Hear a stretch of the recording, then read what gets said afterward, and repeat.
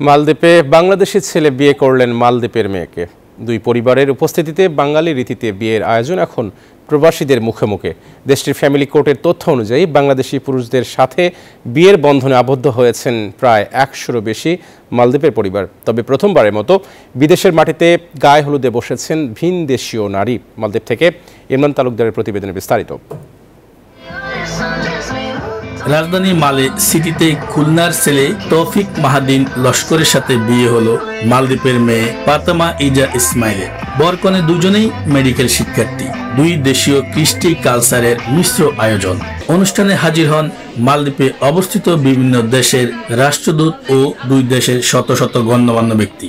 বাংলাদেশি ঐতিহ্যবাহী পুস্কা খাবারের প্রশংসায় পঞ্চমুখ আগত অতিথিরা। বিকাশে কম খরচে ক্যাশ আউটের লিমিট বেড়ে 50,000। প্রিয় এজেন্টও দুইটা। দুই পরিবারের ঐক্যের প্রতীকীয় হিসাবে গায়ে হলুদের অনুষ্ঠানে কনেকে হলুদ মাখানো হয়।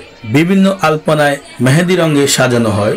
আপ্যায়নের জন্য সাজানো হয়েছে ঐতিহ্যবাহী মিষ্টি জর্দা, পান, সুপারি ইত্যাদি।